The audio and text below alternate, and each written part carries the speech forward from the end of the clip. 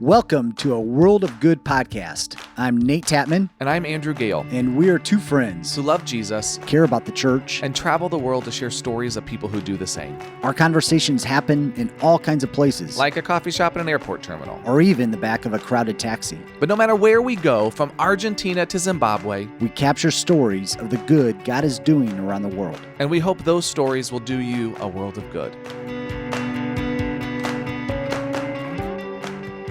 Welcome to a World of Good podcast. I'm Nate Tatman here with my co-host Andrew Gale. Andrew, we are on different continents right now. We are. I love technology that we can have this conversation while you are on the other side of the world. Yes, and so just real quick, before we jump into that, just real quick, share with our listeners or give our listeners the information or the lowdown on where they can reach us. Absolutely. So if you want to learn more, you can find out all kinds of information about A World of Good podcast on all of our socials. You can sign up to get new episodes to your email inbox by going to our website, chogglobal.org/A World of Good. You can find information about the podcast there as well, and then sign up to receive new episodes in your email inbox. We also post on our Global Strategy Facebook page. We post on Instagram. You can search for A World of Good podcast. And as a reminder, you can follow us also on Twitter, A World of Good Pod. So yeah, lots of ways to connect. We'd love to hear from you. But Nate, today it is April 1st when we're recording this. This will air a few days from now, but it's April 1st when we're recording this. And there were snow flurries where I am. That's why I'm wearing this. That's why I'm wearing this very comfy cardigan. It's my lounge around cardigan. It feels like. Is this your Mr. Rogers? Oh, that's good. Cardigan sweater? Yeah, you could call it a Mr. Rogers. I always think of it like, I imagine there could be a picture somewhere with someone like C.S. Lewis holding a pipe and wearing a cardigan like this. It feels like a smoking jacket of some sort, but it's very cozy. Yeah. I have not smoked in it. It does look like that. But someone like C.S. Lewis, I think, could get away with that. But anyway, it's very warm and cozy here because it's cold outside. You just expressed that is not the same for where you are in Madrid. So please tell us so that we can be jealous of what your experience currently is. I think it's in the low 70s right now, sunny. Of course it is. I am wearing shorts and a t-shirt, far from a cardigan. Thank you, Lord, for getting us to Madrid. You made it to Madrid. We did. We made it. And you know, so much has happened. We thought, again, just because we thought based upon how things have been moving or had been moving, we were going to get here and maybe take a few weeks to relax and kind of catch our breath before we start looking for a house and getting a house. But so tomorrow will be 2 weeks since we landed. Okay. And today, so 2 weeks shy, 1 day, 2 weeks shy, we got our keys to our new apartment. No way. So we have awesome. Landed and rested, but we have been able to take a few days to rest and relax. But the market here is so hot right now that we had to find something, and we already kind of had narrowed down our location and the size and that we needed with our family and for hosting people, hosting visitors, that sort of thing. So we looked at a couple of houses in the same day, actually 3 houses, I think, in the same day. And we chose one of them, and we are so excited that we finally get to settle in to our new home, our new country here in Madrid, Spain. So thank you for all of those of you who have been praying for us and following our story. You can follow me on social media and Facebook and Instagram, all that, if you want to keep up with stories on our family. But it's been a lot of fun, and we're looking forward to next thing. I was going to say, I heard most of what you said up until the point where you said hosting visitors. So about that point when you said hosting visitors, I started looking for flights online, but I heard everything up until that point. So that was good. That was good information. Yeah. Good luck. Unfortunately, unless you have a visa, residency visa, I don't think you're getting into the country right now. So. Well, you know what? When it opens Test up, me. Andrew, we have a place. That's awesome. We're and so your lovely wife. Yeah, we're so excited that you were able to find a place that quickly and that you guys will be able to start settling in, in the next coming Yeah. weeks. That's awesome. That's awesome. Here we are. We are introing our second part of our Millennials and Missions series. We wanted just to take a little bit of time here to talk through, again, how we have set up these series. And so, Andrew, do you want to share with our listeners what each series, the components of each series? Yeah, I think it's important to understand how we set this up and why, so that it can make sense to you as you listen to this. So we've created these 3 series, each with 3 episodes. The first episode, we want to kind of bring in an expert or someone who can give us kind of a 30,000 foot picture of the lay of the land as we start a conversation. So looking at global partnerships, we wanted to bring in someone like Alan McDonald, who's worked with global partnerships for a long time and can help us get a really good picture of that. In a second episode, we want to get an on-the-ground, what is it actually like for those that actually have to work or do the kinds of things that we're talking about? So whether that's global partnerships and talking to somebody on the ground, or in this instance, as we talk about millennials and missions, we wanted to talk to an actual millennial who is serving. So actually hear from someone who's serving in a missions role. And then the third episode is an opportunity to kind of process those 2 episodes together. And so hopefully you've had a chance to listen to Allie's episode where she gave a great overview of millennials and missions, helping us think through the future of missions material that Barna's put out. It was an awesome episode, one of my favorites in terms of the content that we went through. And then this episode, we get to hear from Sarah Hunnicutt as she shares about her experience on the ground. And then in a couple weeks, we'll get to hear a conversation between Nate and Channing Marvin and I as we process through those 2 episodes together. And so we're so grateful you've been a part of this. If you did not hear the first episode with Allie, you will understand this one with Sarah, but I promise it'll be more, you'll understand the depth of things, a richer conversation if you'll go back and listen to the conversation with Allie and then pair that with this conversation with Sarah. Yeah, and so the interesting thing is, maybe it's not interesting, I don't know, but something a little bit different with this episode. When we scheduled this interview, I actually had COVID. Well, that's right. And so I was not able to join Andrew in this interview with Sarah, but Andrew and Sarah had a great conversation. So here is the interview that Andrew did with Sarah Hunnicutt.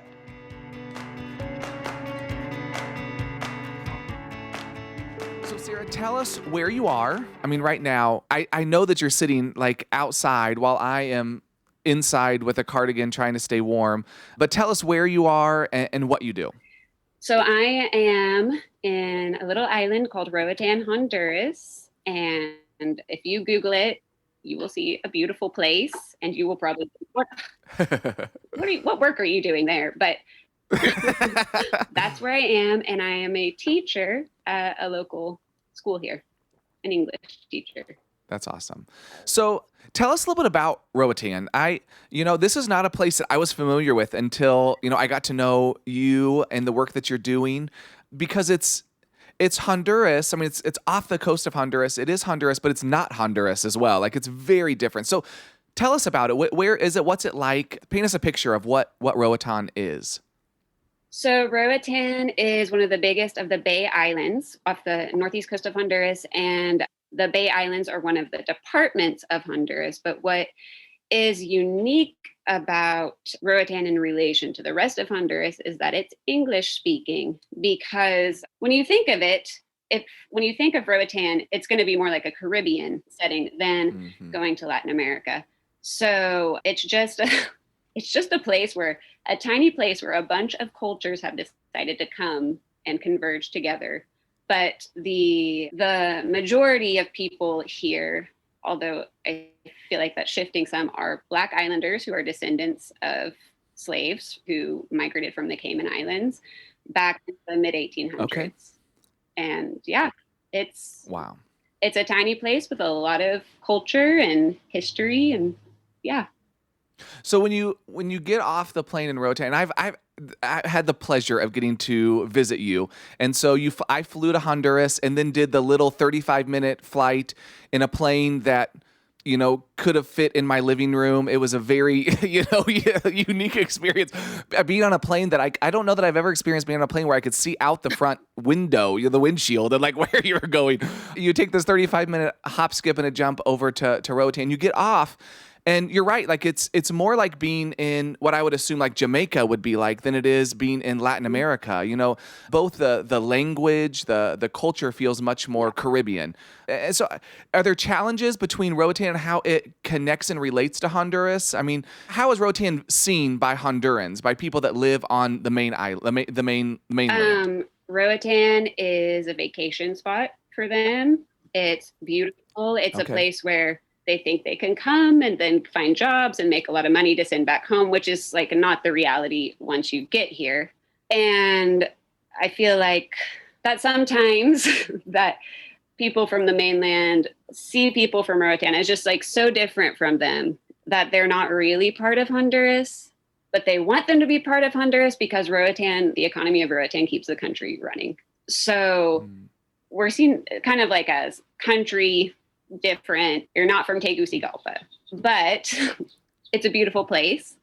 I think like social media is helping with some of that actually, where people are able to connect a little bit more. That's good.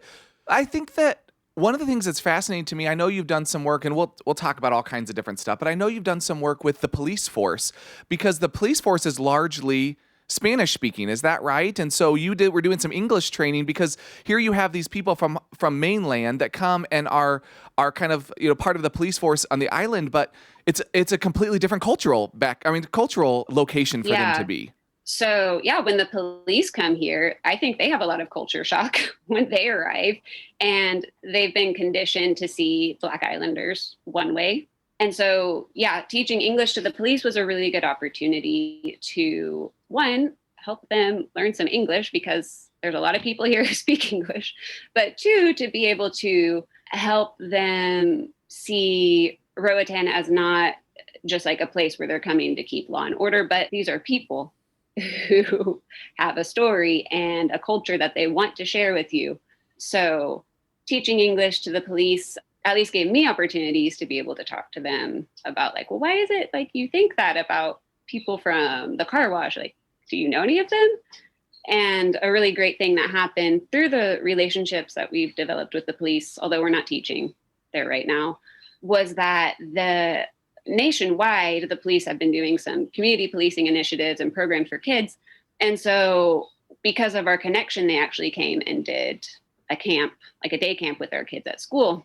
And so it gave them the opportunity to come into the community, not as like checking on a crime or a complaint, but to see like, I'm going to go interact with these kids. And it turns out they're like really good kids, and just gave a humanizing connection there. So I thought that was a really cool thing that came from a relationship. I don't know how much English the police actually learned in class, but we tried. But they have a That's culture awesome. shock when they come across too. Well, and that's really helpful. Again, like I know that's not the main work that you do, but that's really helpful, I think, to paint that picture. Because again, when I thought of that I'm going to visit Sarah Hunnicutt and the work that they're doing in Roatan, again, the picture is always Honduras. You're flying to Honduras, but it is not. I mean, it's such a different place. And so I wanted to make sure that as people get that picture in their mind, that they think more of that Caribbean island is really more like what the experience is. So tell us about the work that you do, the actual work that you do, because the police force, that was a wonderful, I think, outreach and a neat connecting point. But really the work you do is at a school, a Christian school there in the community that you're a part of. So tell us about that. How long you've been there? So I have been teaching English at this school for about 6 years. The school has been around for almost 10 years. What is really special about it, and why I think it's functioning really well, is that it was something that the community requested. They came together and said, we want a school for our kids to go to because we want them to have a better educational experience than we did, and the chance to do something extraordinary with their lives. And so the community came together and donated land for the school and just asked not me, but my mom, who has been here for 10 years, to teach their kids. That's how the school got started. I came down later to, just help out for a little bit. And then I never left. So, yeah, but day in and day out, except for when we're on vacation, I'm teaching English at the school and doing different things, especially with the middle school and high school students there. That's awesome. How many kids are a part of the school? Around 80. We had 75 last year. We're going to have 82 this year. So it's steadily increasing. We're adding a grade each year. That's awesome. And I know that everyone in education is reeling from the pandemic and trying to figure things out. And my kids are still virtual, there's just all kinds of stuff going on. So how have you guys dealt with the pandemic in the community that you're a part of and the school that you work with? We started doing what I've called WhatsApp school, which is our online school. Yeah, we had to go virtual too, which is really complicated here because not a lot of people have computers. And then the internet is not usually very great. And then you just have the other complicating factor of this island depends on tourism for its lifeblood. And now there's no tourism. So like parents, obviously, they're not going to be able to pay for internet for their kids to do adjectives with me whenever like they've got to get food. So we figured out a way to make WhatsApp school work by getting donations to help cover the cost of internet, getting donations of phones to be able to give people phone access whenever they don't have one, or there's like 4 kids in a house and one phone and all of them need it at the same time. We're really lucky because we're a neighborhood school. So some of the kids who really needed some extra help, we just said, well, I'm working from school, even though we're not officially in school, and you need to come up here and sit 6 feet away from me with your mask on so I can see that you're actually working. And somehow like all of that came together and worked. And a big part of it was we had a lot of virtual volunteers who would help us with tutoring kids, listening to them read, and doing like math problems. Just like simple things with them to help us get through it. So I don't know how it all came together. Lots of coffee, lots of help, and just God working through people trying to do their best. That's awesome. One of the things you've talked about here, and I've heard you talk about before, is just the unique place of the people of Roatan compared to the Honduran context. And you have really been a catalyst in trying. You talk about the school being a community school. It really is about that community that you're a part of and connecting with them. What are some ways that you've encouraged the people in that community, and specifically in Roatan, to kind of embrace and share their history and heritage? I'll give you an example. When I came to visit you, I remember eating a delicious meal made by someone in the community. And it was a meal that was not Honduran, but really Caribbean in heritage. And so I would love to hear more, because that's something that I've seen you engage in. So tell us about that aspect of the work that you do. Yeah. So when we have people come down and visit, just like you mentioned, I want people to not hear my perspective on Roatan because I'm a visitor here too. Like, even no matter how long I live here, like, this isn't my story. This is the story of the Sandy Bay Car Wash neighborhood.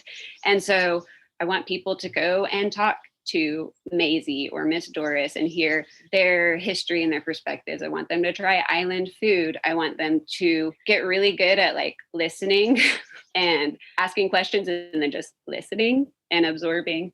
So that's one thing, is like, when we have visitors, we always try to arrange like times for them to respectfully interact with the culture, not like in a way where it's a show, but like where you're making a human connection. And then at school, I work with the kids on projects for a competition we go to every year. And so I always, especially in their social studies projects, really just like push them to do research on their culture and their history, and to find ways to start curating that and to celebrate that and to be like proud of their story, because for them, like, it's their story, and some of that stuff they feel like is just like normal or whatever, but it's not. Like, some of it is really special and they need to continue sharing that so it doesn't get lost. As you mentioned before, like, we might know the story here, but if you go to the mainland and you go to the Museum of Honduran History, there's like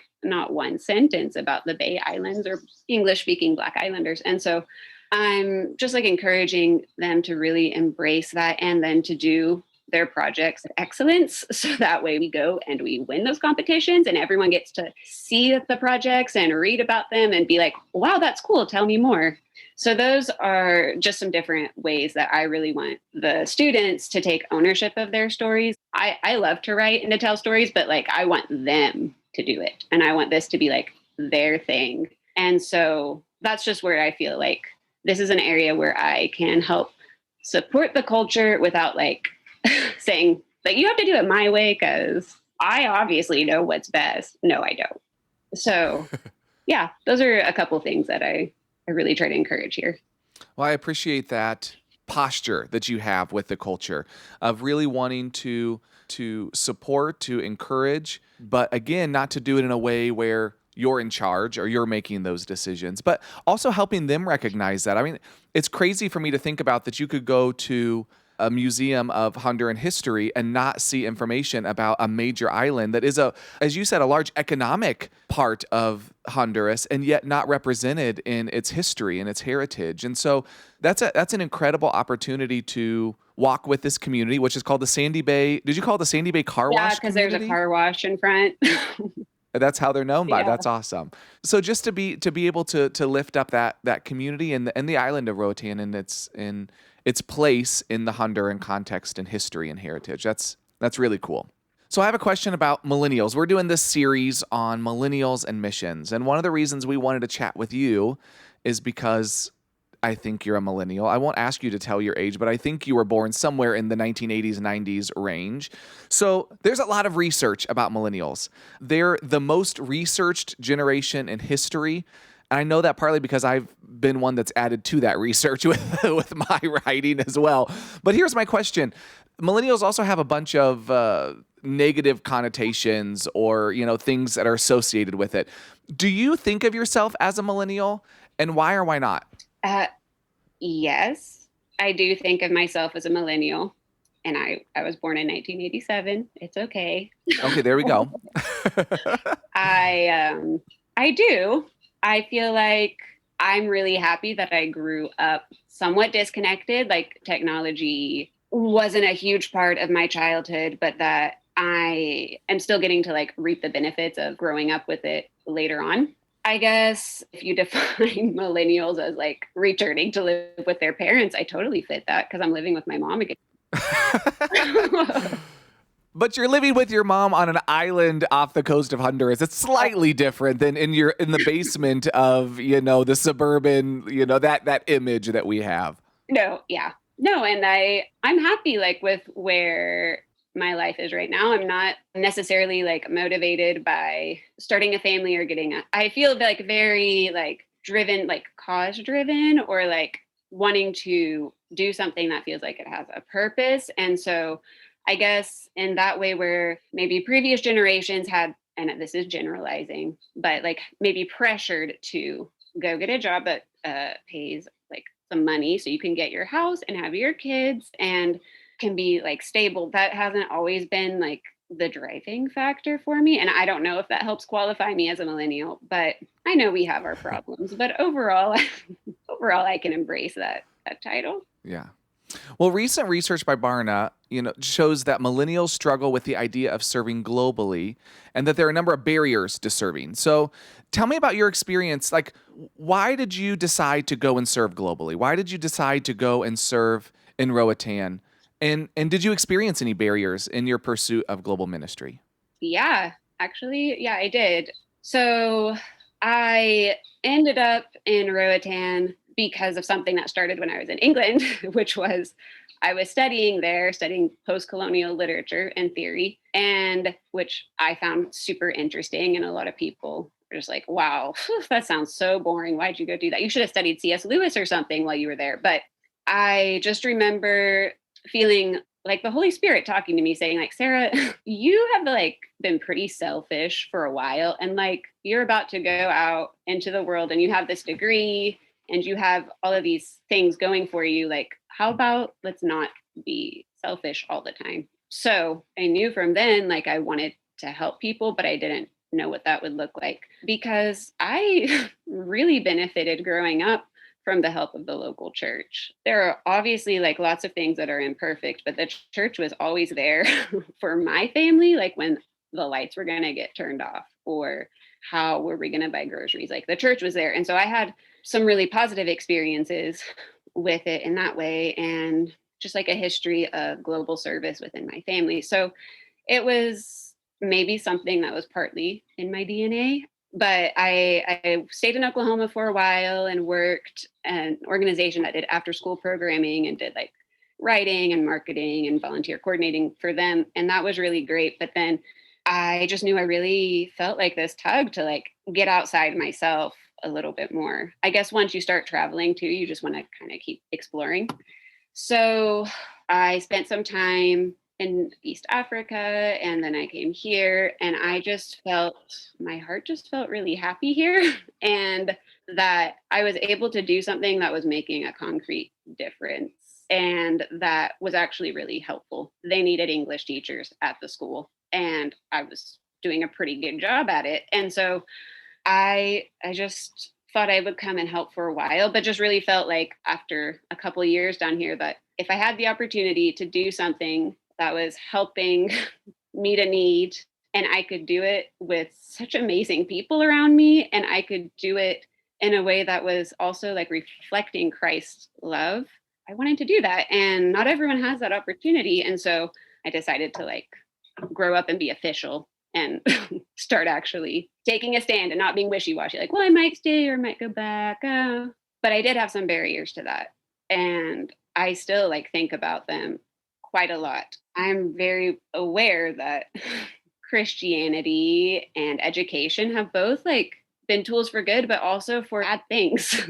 And that colonialism is real, and we are still definitely seeing the effects of that, and that education and colonization of the mind, like those are real things. And so I have thought about that a lot, still think about it, and don't ever want to stay here if it's because it's about me and if it's not helpful anymore. It needs to be something that is like actually meeting a need in the community. And I feel like the community has asked for this need to be met. And so it makes sense. Like they're my brothers and sisters in Christ, and they want good for their kids. I want good for those kids too. And so coming to terms with, yeah, like a lot of really bad things have happened by white people who said they love Jesus, but weren't always doing it. And I need to acknowledge that and then do differently. And so that's what I'm trying to do. Not perfectly, but just always like interrogating myself and wanting to like ask myself when I have a strong reaction to something, like that's probably when I need to stop and be like, okay, I need to listen. I definitely feel like this is where like I can be effective here and that it's meeting a community need, but I'm always like thinking about that stuff. Like I just want to be a part of reconciliation and a solution, because I have not I have not given up on Jesus or Christianity. I love the beautiful things about it. And I don't want all of that to get lost in all the messiness like that we add on to it as humans. So That's a beautiful, beautiful thought, Sarah. I appreciate you sharing that. And yeah, I see that in the work that you do, the attempt to support, but also to do no harm, like how do we engage in missions and ministry globally in a way that doesn't do harm, that, that adds value, that supports, that loves, that cares for, but in a way that doesn't create dependency, that doesn't cause people to devalue themselves. You used this word earlier, and I want to use it again, the humanizing. There's been an opportunity for you to recognize the value of people and help other people recognize the value in other people around them. That's something that we have to be doing, that we have to see and recognize that value. And I think that's a huge part of what our call is as Christians, is looking at someone and saying, I see you as a part of the image of God, and how do I help other people see you as the image of God, as well. You talked earlier about causes that you're passionate about, and that I think you said maybe you were a cause-driven person or something to that extent.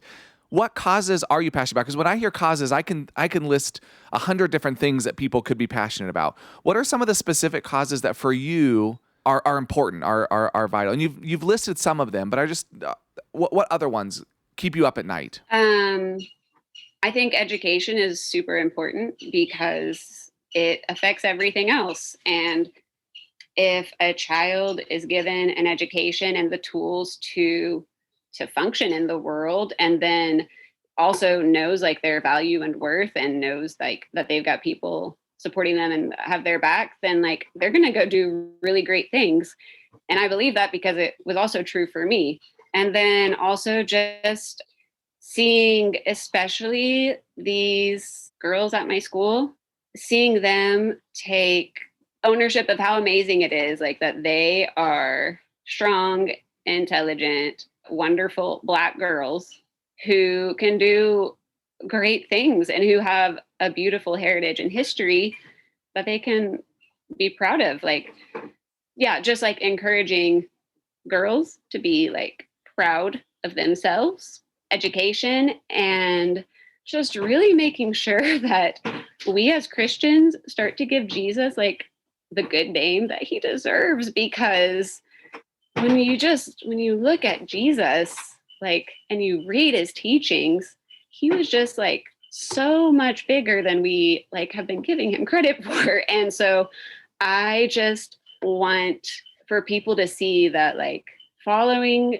Jesus and living a Christian life can be like joyful, and it's colorful because there's like all different types of people doing it, and that it's also like always a journey and a process. Like we're always growing. And if we can like follow Jesus with humility, then like the other stuff is going to start to come together. I've heard you share a lot about the things that you love about the work that you do. And what you just shared, I think, is a perfect example of you love helping people feel empowered and being given the tools to live into who they're called to be. What's one struggle about what you do? What's one thing that is a challenge about the work that you do? The days can be really long. Sometimes it's hard to make a connection between like diagramming a sentence and the future of this island. I think it's a struggle is that it can be really easy just to get bogged down in like the daily frustrating things and think that all of that has to be perfect and working the way it should, and that it's all like up to me, whenever it's never going to be perfect. It's going to work the way that it needs to, and it's not all up to me. And that's been especially true during COVID. Yeah. And then just reminding myself like that even in the middle of COVID, like this actually still is really important. Education still matters. And even if the kids aren't necessarily like retaining nearly as much as they would, like it's giving them consistency and connection and something to think about besides like my mom doesn't have work or I'm scared of getting sick. So those are some of the challenges. So Sarah, I have one more question for you. This has been really helpful. Thank you so much for giving us time. This is so good. One of the questions we ask as many people we interview as possible is connected to the name of our podcast, which is A World of Good. And so the question is, what's one thing that you've seen good that God's doing? And I'll ask specifically for Roatan. What's one thing that you've seen that God's doing that's good for Roatan?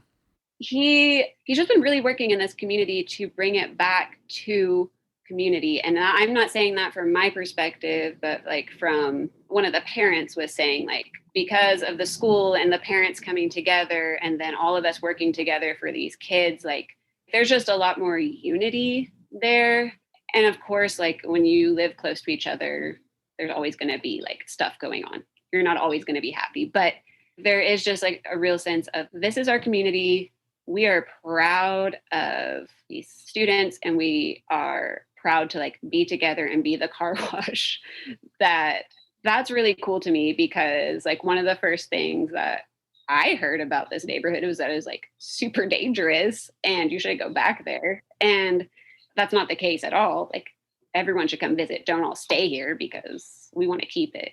nice and not crowded, but it's a beaut. Like I just see like a lot of unity coming, and I see a lot of just like really positive things coming out of people working together for the cause of their kids and their future. That's a good thing. And especially in COVID, even more actually, learning how to love our neighbors during this time. I've seen that happen here too.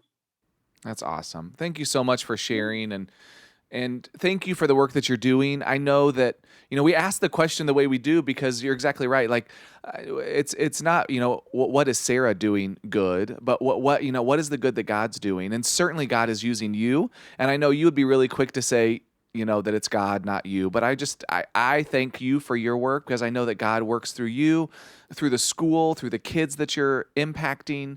My time there was short, too short, but it was wonderful to get to see what's happening, to meet some of the kids, to see that community, to eat some delicious island food, and really to be impacted by the opportunity that you have to support a people that may be marginalized in their national context, but to just love on them, care for them, and remind them through your presence that Jesus cares about them, that there's a God that cares deeply for who they are and who they're being created and formed into. And so thank you so much, Sarah, for all the work you're doing. We're so grateful for it.